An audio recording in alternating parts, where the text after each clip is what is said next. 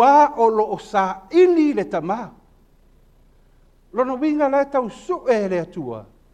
O ni tangata e tapua'i whaamaoni ia te ia. E lua vaenga o le tātou le sona. Vaenga mua. O le tātou vai e le mafuanga. Wa laina saili mai le atua. Ia ma le vaenga lona lua. O le ale winga o le tapua'i le anganga ma le whaamaoni. Lua vaenga o le tātou le sona. Mafuanga mua. Wa lai ona saili mai le atua. God is seeking for those who worship him in spirit and in truth. Whamata a whai e saili mai le atua i tonu o tātou malu le tae aore nei. Whamata me whaina maua mai le atua ni tangata o lai tāpua'i le anganga ma le whamaoni. E maua to tonu o le malu le nei. E alau tāpua'i inga le tae aore nei. O tātou tāpua'i i le anganga ma le whaamaoni. Pewhai atu. E le tau lia le mānei o lo suti, mānei o lo fusiua, i lau se vai. Po le ale au le leifo i o lo suti. E le tau lia. O le me tau lia i lumo o le atua. O le tangata e tāpua'i i le anganga ma le whaamaoni. La tātou waila. Le mafuanga walaina sa ili mai le atua. Mafuanga walaina sa ili mai le atua. Fa mai walo sa ili le atua. E fia maua le atua nisi e tāpua'i atu ia te ia. I le anganga ma le whaamaoni. Mafuanga mōmua. Fa mai Yesu. Ua whaalata mai a te au le nei nuu i o lātou ngutu. Ma vivi mai a te au i o lātou lau ngutu. O lātou loto ua tau mamao i a te au. Mafuanga na lesa ili mai ai le atua. These people honor me with their lips, but their hearts are far from me. Se me amen. O Yesu le feta la Yesu. Mafuanga na lesa ili mai ai le atua. Ai sea e to atele tangata fe mai Yesu. E vivi mai a te au i o lātou ngutu. Ma o lātou la ngutu. Ai fai mai o lātou loto matua ma mao lava. Teo fai mai le atua tusi o whata oto voi lea lo watari i. Au mai a lo loto i atia. Aisea, sila mai le atua. Na vivi i lava o tangata i o lātou ngutu, a vivi i mai nei, o le maa nei i o le pesi. A tala noa mai nei a Yesu, e tau roto uma mau al tuspai, e mana malama uma al tuspai. Le ala winga o le tau mamau, e le ustai le upua le atu. Ka mai e tau mamau i atia. Mafuanga lena, o laisa ili mai ai le atua. Ranga to o tele tangata mai vivi i mai, i o lato ngutu, a o lato roto i mamau. How's your heart this morning? O whape i lo roto i le ni tai au. Are you anywhere near? Or you're a little bit far? Me Yesu e vivi i mai, a o lato roto i mamau. E le ustai le upu le atua. Me lona lua. E pu wal tātou le son. Me lona lua. Ro sa ili mai ai le atua. Me Yesu.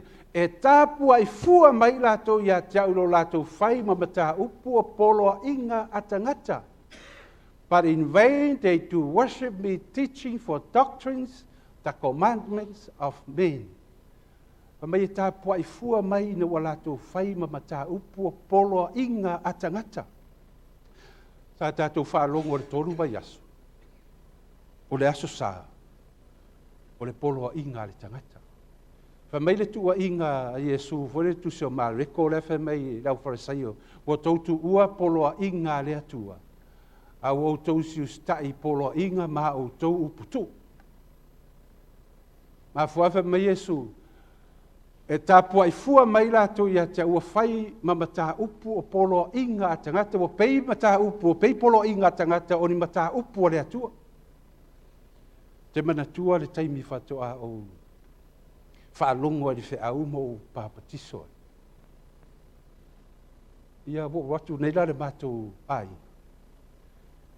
Ia ai whai mai whaamitalanga a lo TAMA ia te au. Ua whai a siau fia poto te. O le a inga le nei na mātou wola mai lava e tasi ale TAPUA'I ngai tono le a inga le nei. Mātou e lota iti.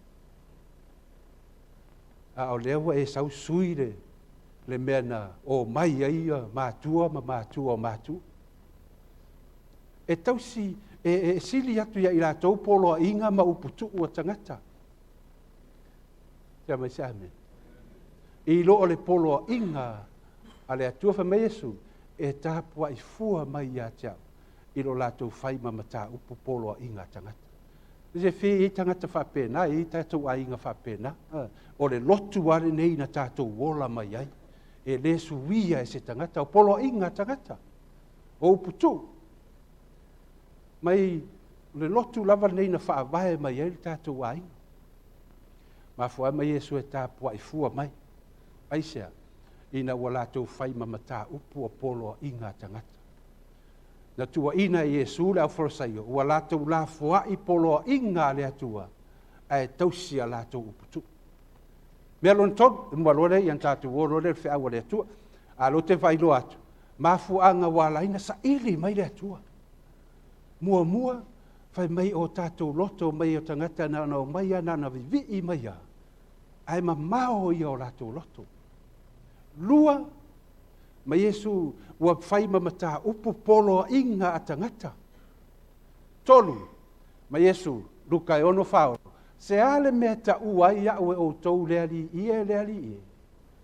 Ae tau te le whaia mea o te whaia tuai. Pe fōringa mai ua fiu Yesu i tangata lotu.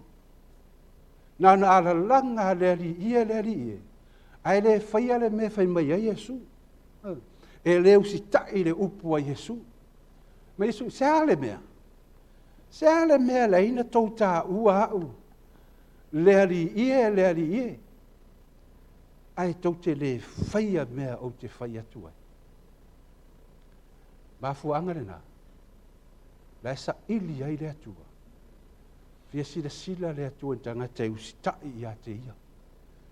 Ma TAPUA'I i le anganga ma le FAAMAONI. Al mafuanga na, e tele ai si mafuanga. A walava ana vaenga fode mo tātou le sona i le tae aore nei. Mafuanga na e la sa ili mai ai le atua. O la e tau su e le atua ni tangata. Ua fia maua e le atua ni tangata. E TAPUA'I a te ia i le anganga ma le FAAMAONI mafuanga na fisini. Whamata sa ili mai le atua le tae aore nei. E maua mai a te oe. E maua mai a i tātou ni tangata e TAPUA'I i le anganga ma le FAAMAONI. E FAAMAONI i le atua. Ia, te tanga ila tātou. Paengalo na rua le tātou le sona. O le ale winga e whapewhea. E whapewhea la o na TAPUA'I le tamai le anganga ma le FAAMAONI. How can we worship him? In spirit and in truth. E lua mea, mai le atua. TAPUA'I mai i a te au i le anganga, ma le FAAMAONI tuspa i whaperetania wha mai in spirit and in truth lono winga. Pe a whai e tauna whasa mo sao. I le anganga, ma le upumoni. O le anganga le tautala i ai le tuspa ia. O le vaenga lea o le mawhau, o le tangata. Lea mafuta mai ai le anganga o le atua, ma feso o tai mai ai le anganga o le atua. Le whai mai eltu si o Roma e valusu rono foi lea, whai mai e mori mau mai le anganga i o tātou anganga. Le mafuta mai ai le anganga o le atua, o le vaenga o le mawhau. Le mafuaina e talitonu. Le mafuaina tātou talitonu e iai le atua soifua. Le mafuaina tātou wo i le lotu. Langa e talitonu le vaenga le nao le mawhau. E iai le atua soifua. Mafuanga mai tā vita salamo se launga tolu foi lea loo anganga e. Whaamanu atu ia i a Iova. O mea uma foi o totonu i a te au. Ia whaamanu i lona suafa. O le vaenga le nao le mawhau. Mafuanga na fe mai Paulo tu so e peru sutasi fa upe ono. E tataua i le tangata alu atu i le atua. Ona talitonu. O loo soifua oia. O le vaenga le nao le mafau, the spirit, le fe me tapua'i le nganga ma le FAAMAONI. O le vaenga le nao le mafau e tatau ona e talitonu i le atua. A oina e talitonu i le atua. Ona ia te oe lea o le langona, fo i lea e te usita i le upo le atua, ma e matau i le atua. Aisea, ma e tatau ana tātou talitonu, o lo soifua le atua, a o la na talitonu le vaenga na lo mafau. There is a God in heaven. Then you fear God. Ona e whaama. Aisea, langa o le atua e FAAMAONI. O le atua e paia. Pe hao ina e talitonu e iai le atua. Le vaenga le nao lo mafau. E te talitonu e iai le atua. E paia le atua. E FAAMAONI le atua. E ami o tonu le atua. Ona e au auna lea male matau i le atua. Ona e TAPUA'I lea male matau i le atua. Le mele o le matau i le atua le whamel tusi o whata oto foi lele o le matau ia Iova. O le amatanga lea o le poto. A ola ina e matau i le atua. Ona e maua lea o le mea lea o le poto. Le whaitala le whamatala Iesu. Na si itia le Iesu le tala vole le tusio o mātaiolo na mata upo e fitu. A olo na whai upo e sful marwha, a lusu marwha ma lusu marfitu. Wha me Iesu. A ise whaalongo ia upu nei ma whaia ia, o te whaatu sauina o ia o le tangata poto, ua na whaia lo na whale i lunga o le papa. Pea o te mole o le, pea tala le mea le o le mele finangalo iei le atua TAPUA'I i le anganga. Tau tala i le vaenga le o lo mafau fau. Lea leina e talitonu e iei le atua. Lea leina tātou bō le lotu. Lea leina tātou o tātou te whaalongo i misiona i pōta i tasi. Ona e talitonu o tātou mafau fau. E iei le atua soifua. E iei lana whiau malona finangalo. A toi whiau muli le atua le pāneta le nei. A ola ina talitonu pe fai mai ona pe fai mai apostolo Paulo e tau ana e talitonu tau al tangata alu le atua ona talitonu o lo soifua le atua ona e ola lea se o langa e te matau le atua aisea langa mo talitonu lo mafau fau there is a holy God e iai le atua pa ia e iai le atua soifua ona tātou au na lea mare matau le atua aisea mafuanga na le whiau atu se o whaaliwa ia outou mata tau ma vatu ia te ia le viinga. Aisea, se sila mai le atua, tele i o tangata e le mata tau. E le mata tau i le atua. Ai a hooina e matau i le atua. Whamertu se whata oto o le matau i le atua le a matanga le o le poto. E le o le poto voi le poto whalaulangi le nei, maua lo tikeli, maua o whailonga. I le poto le nā. La fa me fa talanga tuspai o le poto le nā, o le vale le nā i luma o le atua. A o le poto le e fa mtala le fa me tuspai o le poto mamā le fa mtala le tusio Iako. O le poto mamā, o le poto mai le atua. It's the utmost respect. E le, ona e matau le, e te le fefe ai le atua. Angata langa le atua alofa le taun tato fefe le atua alofa. A o le winga, o le your utmost respect, o le mawalunga o lo wava i le atua. Wa e loa le atua. E te whaalongo le upo le atua, ona e usitai le, fa meile o Yesu, o te whaatu saina o ia i le tangata poto. E lana me lo tangata poto. Fa mai wa faulo na fale i lunga o leone one. A lesi tangata fa mai le, mai ona tō mai le o wanga o mai foi tā whenga, ma hangi mai le matangi, o pesi mai le fale, e le pa lava ia, a wa whawai ina i lunga o le papa. O le tangata poto, e whawai lo na o langa whaaleanganga, i le papa o Yesu Keriso. E le whawai i uputu ia, E le whaavaea e upu matari tonunga o tangata. Ai whaavae lunga o le upu a le atua. Ma le papa o Yesu ke riso. O ala upu a tangata. O se fia. E o oloina e ustai le upu a le atua. Na e tali tonu le upu matala tangata e whai atu. Wha mei wa e poto a e toi valea. Mele tala lo tamase wa e poto a e toi valea. A upu na te whaalo tali tonu mai pēa e talia le upu le atua, pēa e stai i le upu le atua le na e whaalongo e vai aso nei. O upu na tangata e te whaalongo e upu e i te ni whaalongo mua ai. Mai talo whaisto ina. Wa matua a o toi valea. Talo whaisilo matua.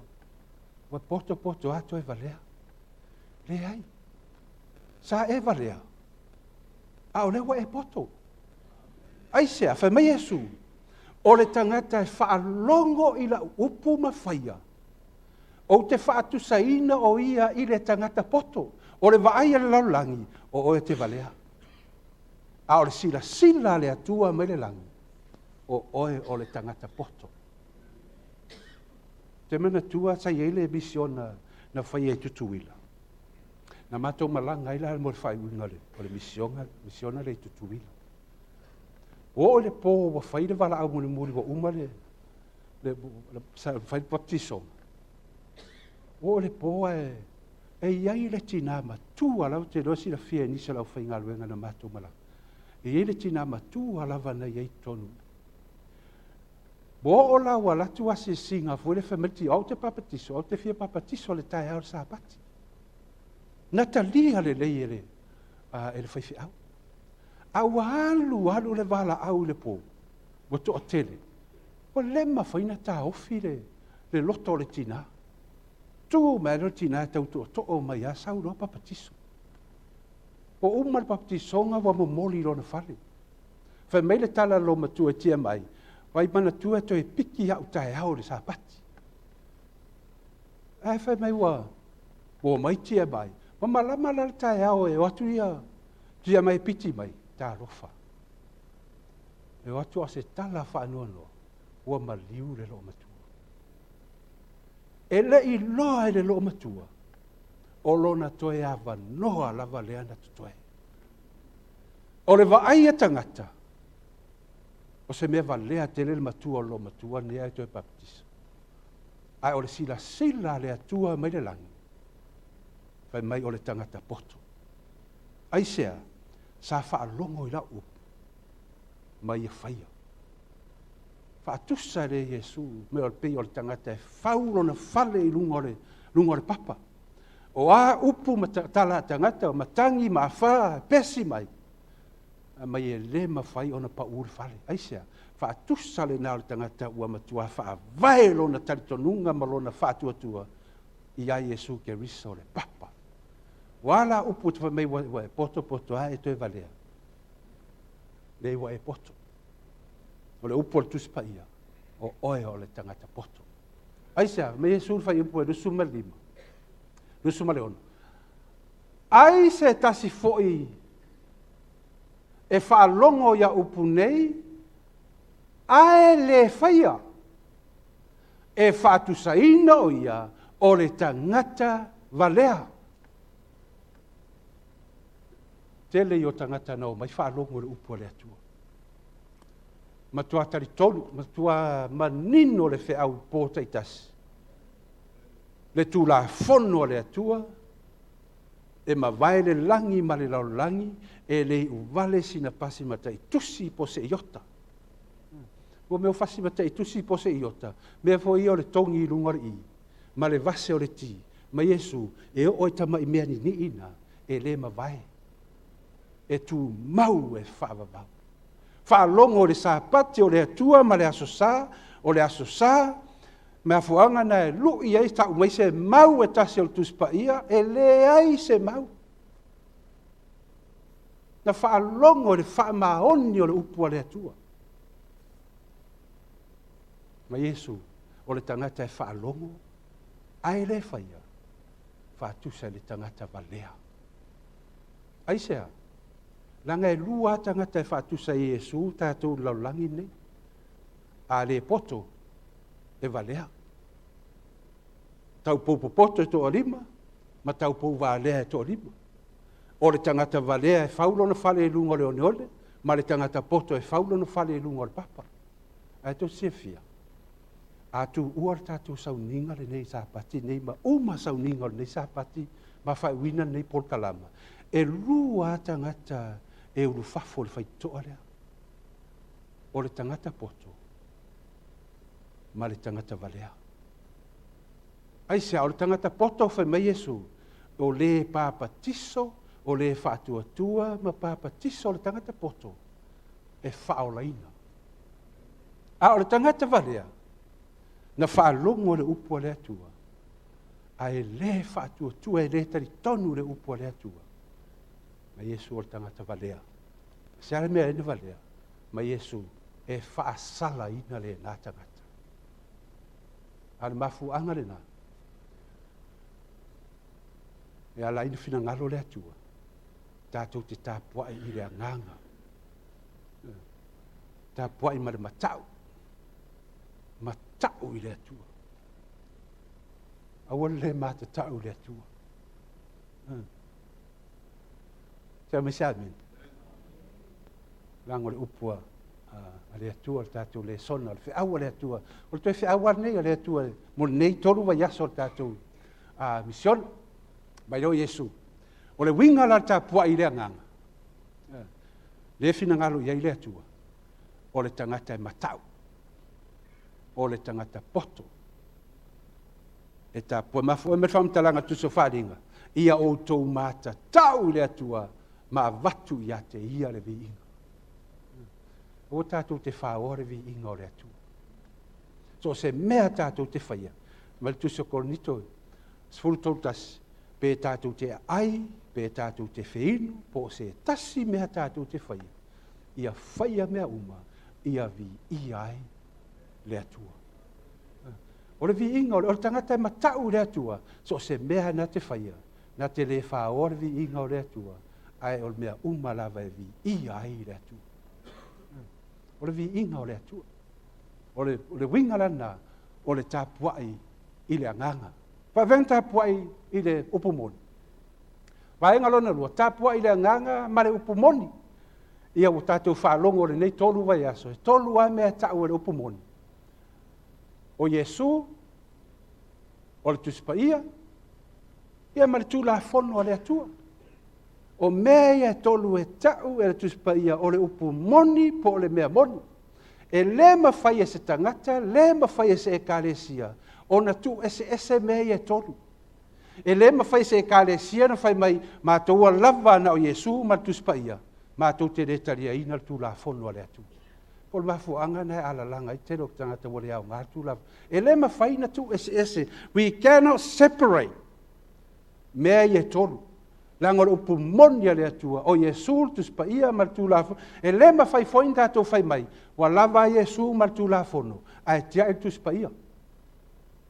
E le mawhai foin tātou whapea. Wa lava tuspa ia ma tūlava. Ai tātou whangalongalo Yesu.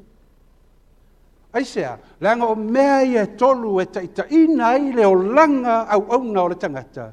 E taitaina ai le kalesia le atua. O le kalesia po le tangata e whaatua tua i a Yesu. Ta lia le maliu o Yesu.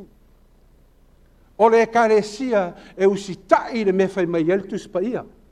A fai e fai mai eltus pa ia. Fai o le finangalo le nao le atua. A fai e le fai mai eltus pa ia.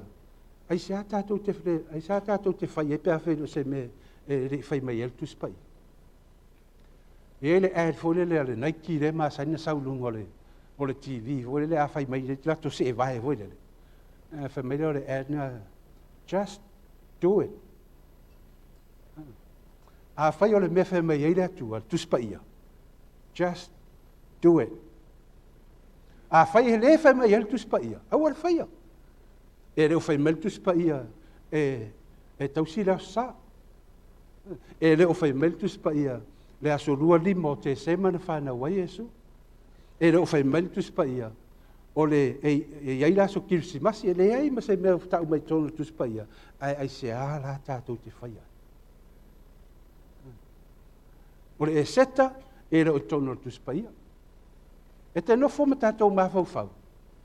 O le ale whaia le e seta le maniwo Yesu. O wafo i tangata kerisiano. E matua le ai se whaia a e seta i le maniwo Yesu. Sa le leipana whapea mei o laso Maria. Rango Maria le tina o Yesu. Ai matua le ai ma se aia. Ma se whaia o le ngolea e seta. I le maniwo Yesu. Ti ngā na whaalongo iei tangata. O le mariwo Yesu e le aso mariu le mariwa Yesu e le aso mariwo Yesu. A la whai ai kerusian. Aisea, langa e lo o iei le upumoni a le atu. Aisea, o le upumoni a le atu o Yesu o lana tuspaia. Ma le tu la fono o le atu. Mea na ta o tuspaia o le upumoni po le mea moni. Toi titi ata apuni le fionga pa ia le atu. Ai toi au mai e Yesu lana whaamuia. Whaalinga foi le lusuma lua whai upa suma wha. Amu ia i la tau o e FAAMAONI. O e whaia ana polo inga. Tā ua i o tu la fono le atu. Mai amu ia i la tau o e whaia ana polo inga. E tanga ia i la tau le la au o le ola.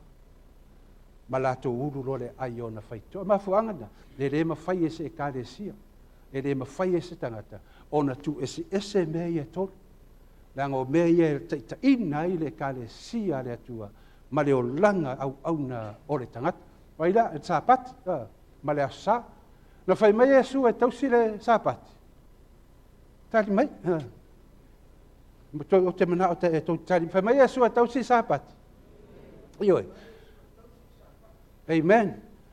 O mai o le māsanya Yesu e alu su nako i le sāpati. O whai mai el tuspaia. O whai mai el tuspaia tausi sāpati. Ioi. Ma ale e soto e luas fulu whai upa e walu i e mana tua le sāpati te whapaia ina. O whai mai el tu la fono le atua. Ia polo inga lona wha. I e mana tua sāpati te whapaia ina. O le aso sāla, tātou ora le aso sā. Whai mai asu e tausi le aso sā.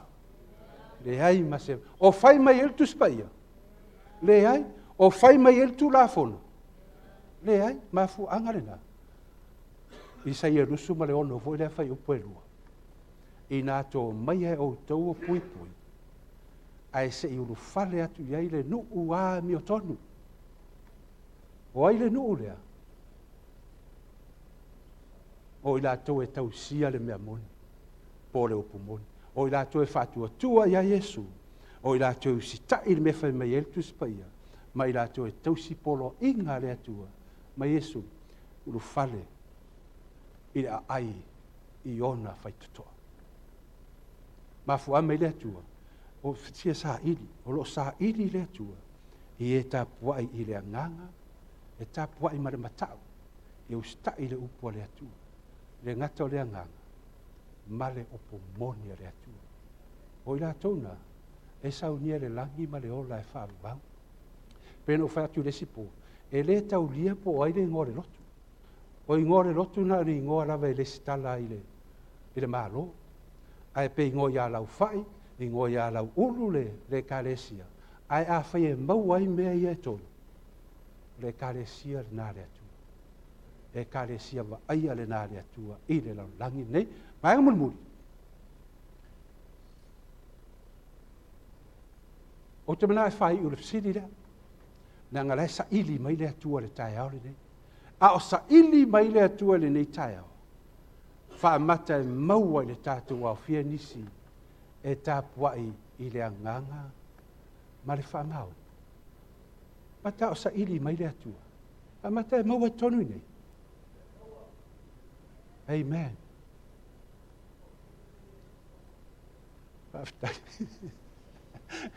E tapua'i i le anganga ma le whaamao. Vi ia le atua. E tali mai lava ia ta mawa lai mauti noa ia.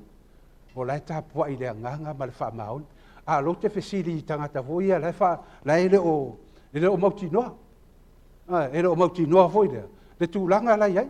A o sa ili mai le atua. Ia maua mai tonu i nei. Nisi e tapua i le anganga ma le whaamaoni. Ai se alanga lai sa ili le atua. no pai atu le, e to lua tangata ui whafore mali, le whai toa lea. Mua, o le tangata ua whaolaina. Ma le tangata e whaasala ni e le atu. Ma reko sumare ono, whai upa sumare ono, o le whātua tua ma pāpatiso ina e whaolaina. A o le whātua tua, ia lona winga e le pāpatiso. E whaasala ni e le atu, e lua la tangata e ulfafo ma le malu le sa pati nei, pe a umar tauninga o sa pati nei. O le tangata ua whaolaina. Ma le tangata e whaasala ni e le atu. Lua, o le tangata poto, ma le tangata valea. Whama Iesu, o le tangata na whaalongo lana upu, ma whaia, whaatusa Iesu o le tangata poto. O le tangata valea, mai na whaalongo, ae le whaia. Lua la tangata e, whafo mal whamaila o le maumuri te mera whai wai, lua kolonito lona ta upo e ono, a o lona whai upo e lua, mai le whamtalanga la apostol, o le tau sanga le nei, e tali le leiai, o le aso le nei, e whaaola i nai. A o sa ili mai le atua le tae ao le nei, o le aso le nei, o le aso o le whaola tanga le atua. Now is the accepted time, and today is the day of salvation. O lo sa ili mai le atua, fia maua, o e tāpuai i le anganga ma le FAAMAONI. Lo mātou tamae o le langi. Whaatai le atua i lau upu o mātou whaalongo ai le nei tae au. A o e sa ili mai le atua. E mwhaino na mātou tali atu. O mātou mana onga ia mātou tāpuai ate oe. I le anganga ma le FAAMAONI. Whalau tele, whaamala malama atili e lo wanganga pa ia le au le nei tae au. Ina i saunia ma tā pena ina i o mātou loto. I le tae au e te toe fio whalua mai ai. No suafa Iesu wa ole mo mātou talo atuai nei. Amen.